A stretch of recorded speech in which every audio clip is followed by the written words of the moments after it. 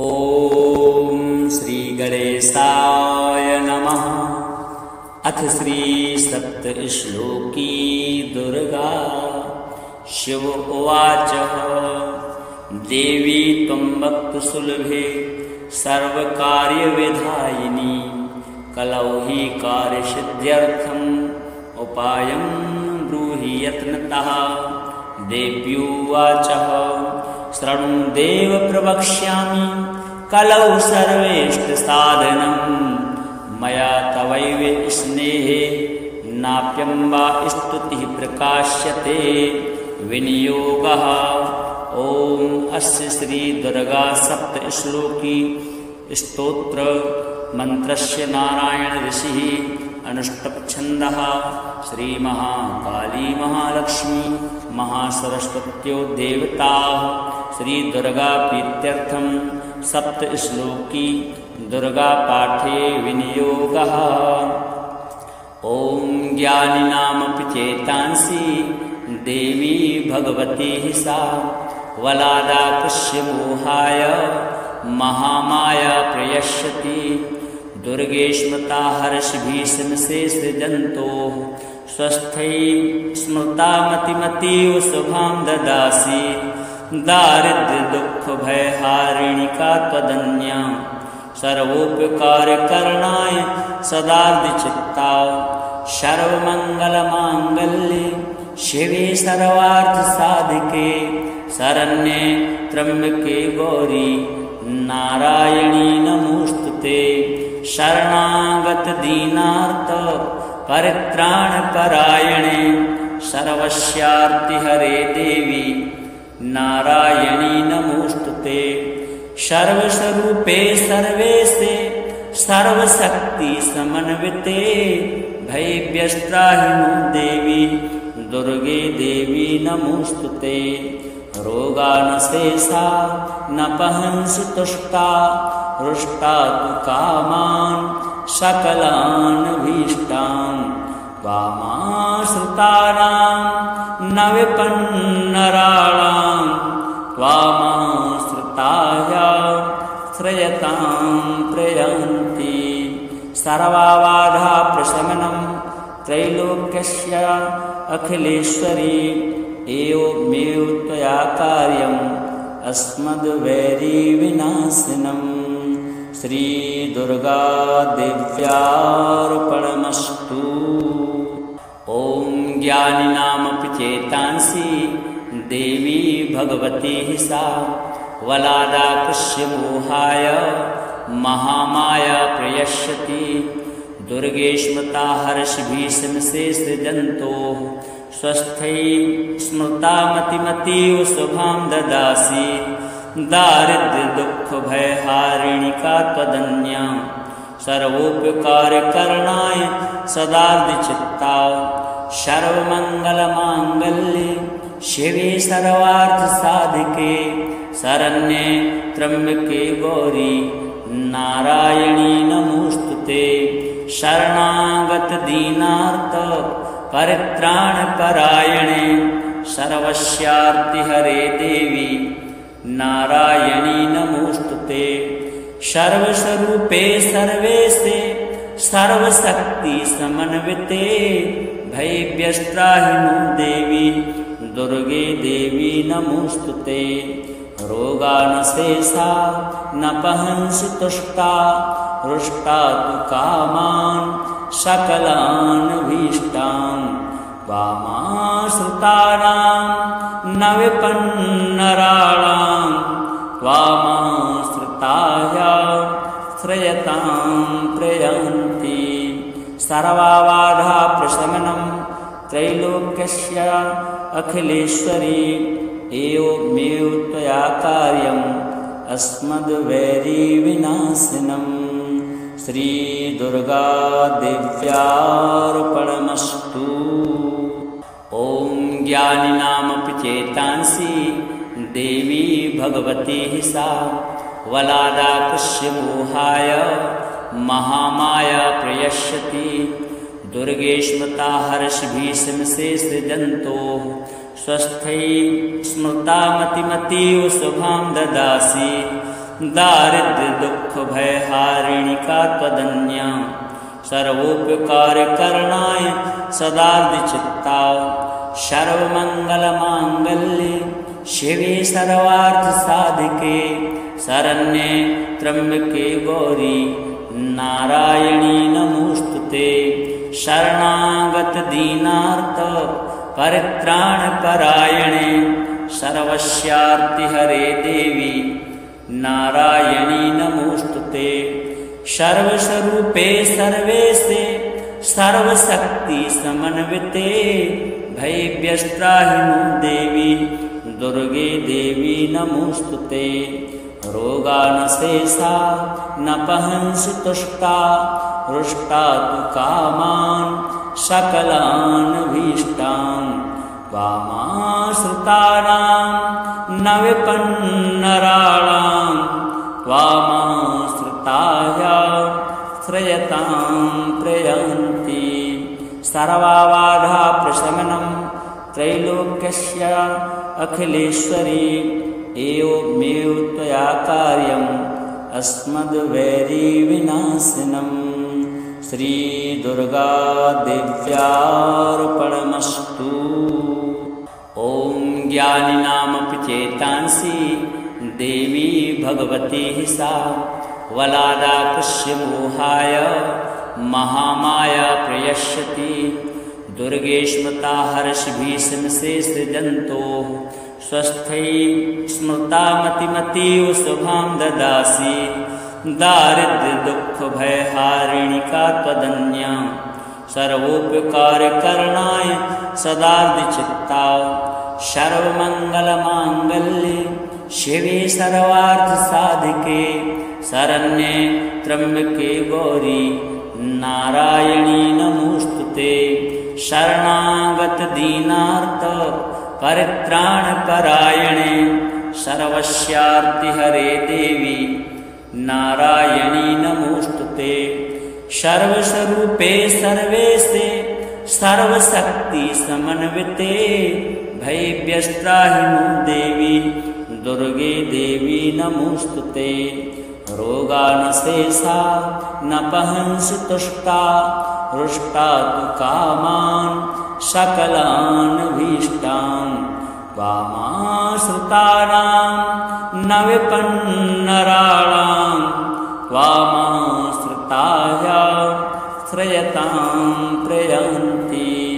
सर्वबाधा प्रशमनं त्रैलोक्यस्य अखिलेश्वरी एवमेव त्वया कार्यम् अस्मद्वैरीविनाशिनम्। श्री दुर्गा देव्यार्पणमस्तु। ॐ ज्ञानिनामपि चेतांसि देवी भगवती सा वलादाकस्य मोहाय महामाया प्रयश्यति। दुर्गे स्मृता हर्षभीषणसे सृजन्तोः स्वस्थै स्मृता मतिमतीव शुभां ददासि। दारिद्र्य दुख भय हारिणिका त्वदन्या सर्वोपकारकरणाय सदार्धचित्ता सर्वमंगलमांगल्ये शिवे सर्वार्थसाधिके शरण्ये त्र्यंबके गौरी नारायणी नमोस्तुते। शरणागत दीनार्थ परित्राणपरायणे सर्वस्यार्ति हरे देवी नारायणी नमोस्तुते। सर्वस्वरूपे सर्वेशे सर्वशक्ति समन्विते भयव्यस्त्राहिनो देवी दुर्गे देवी नमोस्तुते। रोगानशेषा न पहंसि तुष्टा हृष्टा तु कामान् सकलान् भीष्टान् त्वामाश्रितानां न विपन्नराणां त्वामाश्रितायां श्रयतां प्रयन्ति। सर्वबाधा प्रशमनं त्रैलोक्यस्य अखिलेश्वरी एवमेव त्वया कार्यम् अस्मद्वैरीविनाशिनम्। श्री दुर्गा देव्यार्पणमस्तु। ॐ ज्ञानिनामपि चेतांसि देवी भगवती सा वलादाकृष्य मोहाय महामाया प्रयश्यति दुर्गे स्मृता हर्षभीषणसे सृजन्तोः स्वस्थै स्मृता मतिमतीव शुभां ददासि दारिद्र्यदुःखभयहारिणिका त्वदन्या सर्वोपकारकरणाय सदार्धचित्ता सर्वमङ्गलमाङ्गल्ये शिवे सर्वार्थसाधिके शरण्ये त्र्यम्बके गौरी नारायणी नमोस्तुते शरणागतदीनार्थ परित्राणपरायणे सर्वस्यार्तिहरे देवी नारायणी नमोस्तुते सर्वस्वरूपे सर्वेशे सर्वशक्ति समन्विते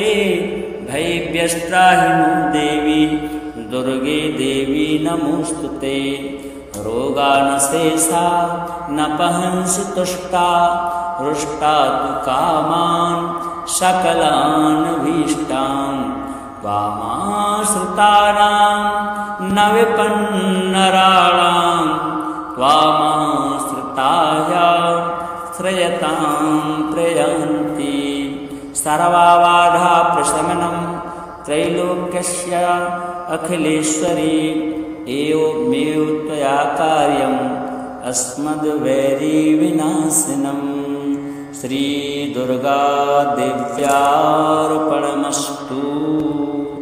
ॐ ज्ञानिनामपि चेतांसि देवी भगवती सा वलादाकृष्य मोहाय महामाया प्रयश्यति दुर्गे स्मृता हर्षभीषणसे सृजन्तोः स्वस्थै स्मृता मतिमतीव शुभां ददासि दारिद्र्यदुःखभयहारिणिका त्वदन्या सर्वोपकारकरणाय सदार्धचित्ता सर्वमङ्गलमाङ्गल्ये शिवे सर्वार्थसाधिके शरण्ये त्र्यम्बके गौरी नारायणी नमोस्तुते शरणागतदीनार्थ परित्राणपरायणे सर्वस्यार्तिहरे देवी नारायणी नमोस्तुते सर्वस्वरूपे सर्वेशे सर्वशक्ति समन्विते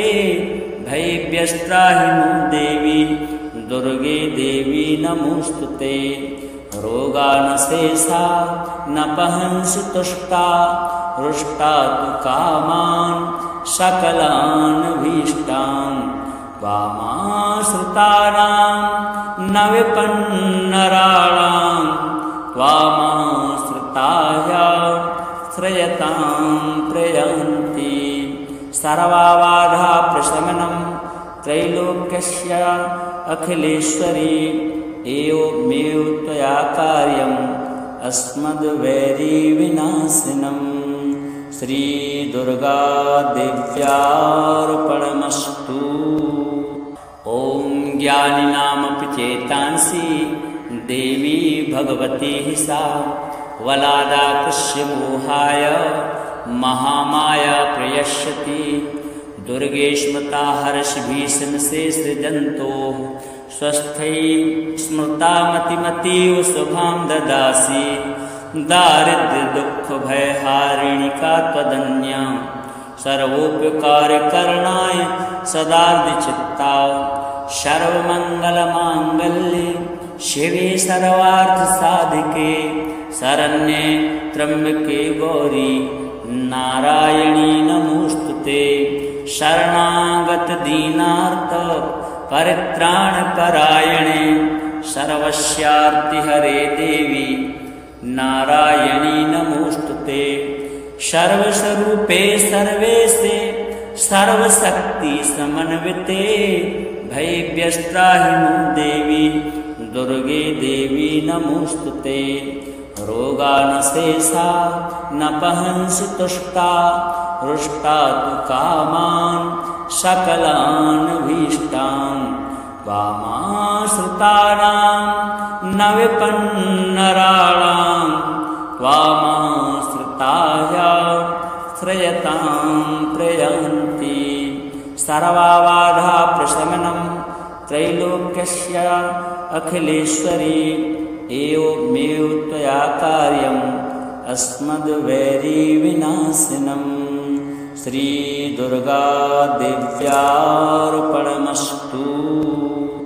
ॐ ज्ञानिनामपि चेतांसि देवी भगवती सा वलादाकृष्य मोहाय महामाया प्रयश्यति दुर्गे स्मृता हर्षभीषणसे सृजन्तोः स्वस्थै स्मृता मतिमतीव शुभां ददासि दारिद्र्यदुःखभयहारिणिका त्वदन्या सर्वोपकारकरणाय सदार्धचित्ता सर्वमङ्गलमाङ्गल्ये शिवे सर्वार्थसाधिके शरण्ये त्र्यम्बके गौरी नारायणी नमोस्तुते। शरणागत दीनार्थ परित्राणपरायणे सर्वस्यार्तिहरे देवी नारायणी नमोस्तुते। सर्वस्वरूपे सर्वेशे सर्वशक्ति समन्विते भयव्यस्त्राहिनो देवी दुर्गे देवी नमोस्तुते। रोगानशेषा न पहंसि तुष्टा हृष्टा तु कामान् सकलान् भीष्टान् त्वामाश्रितानां न विपन्नराणां त्वामाश्रिताया श्रयतां प्रयान्ति।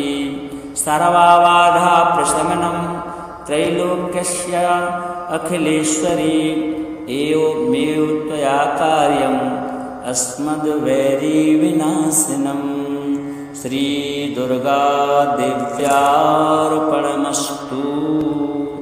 ॐ ज्ञानिनामपि चेतांसि देवी भगवती सा वलादाकृष्य मोहाय महामाया प्रयश्यति दुर्गे स्मृता हर्षभीषणसे सृजन्तोः स्वस्थै स्मृता मतिमतीव शुभां ददासि दारिद्र्यदुःखभयहारिणिका त्वदन्या सर्वोपकारकरणाय सदार्धचित्ता सर्वमङ्गलमाङ्गल्ये शिवे सर्वार्थसाधिके शरण्ये त्र्यम्बके गौरी नारायणी नमोस्तुते। शरणागत दीनार्थ परित्राणपरायणे सर्वस्यार्तिहरे देवी नारायणी नमोस्तुते। सर्वस्वरूपे सर्वेशे सर्वशक्ति समन्विते भयव्यस्त्राहिनो देवी दुर्गे देवी नमोस्तुते। रोगानशेषा न पहंसि तुष्टा हृष्टा तु कामान् सकलान् भीष्टान् त्वामाश्रितानां न विपन्नराणां त्वामाश्रिताया श्रयतां प्रयान्ति। सर्वबाधा प्रशमनं त्रैलोक्यस्य अखिलेश्वरी एवमेव त्वया कार्यम् अस्मद्वैरीविनाशिनं श्री दुर्गा देव्यार्पणमस्तु। ॐ ज्ञानिनामपि चेतांसि देवी भगवती सा वलादाकृष्य मोहाय महामाया प्रयश्यति दुर्गे स्मृता हर्षभीषणसे सृजन्तोः स्वस्थै स्मृता मतिमतीव शुभां ददासि दारिद्र्यदुःखभयहारिणिका त्वदन्या सर्वोपकारकरणाय सदार्धचित्ता सर्वमङ्गलमाङ्गल्ये शिवे सर्वार्थसाधिके शरण्ये त्र्यम्बके गौरी नारायणी नमोस्तुते। शरणागत दीनार्थ परित्राणपरायणे सर्वस्यार्तिहरे देवी नारायणी नमोस्तुते। सर्वस्वरूपे सर्वेशे सर्वशक्ति समन्विते भयव्यस्त्राहिनो देवी दुर्गे देवी नमोस्तुते।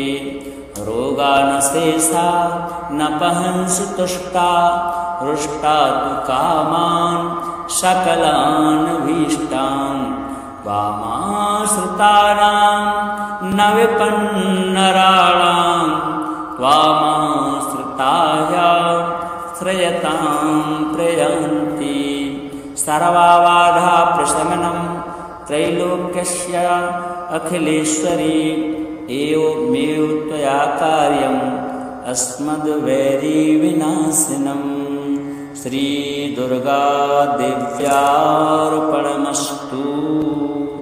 ॐ ज्ञानिनामपि चेतांसि देवी भगवती सा वलादाकृष्य मोहाय महामाया प्रयश्यति दुर्गे स्मृता हर्षभीषणशेषजन्तोः स्वस्थै स्मृता मतिमतीव शुभां ददासि दारिद्र्यदुःखभयहारिणिका त्वदन्या सर्वोपकारकरणाय सदार्धचित्ता सर्वमङ्गलमाङ्गल्ये शिवे सर्वार्थसाधिके शरण्ये त्र्यम्बके गौरी नारायणी नमोस्तुते शरणागतदीनार्थ परित्राणपरायणे सर्वस्यार्तिहरे देवी नारायणी नमोस्तुते सर्वस्वरूपे सर्वेशे सर्वशक्ति समन्विते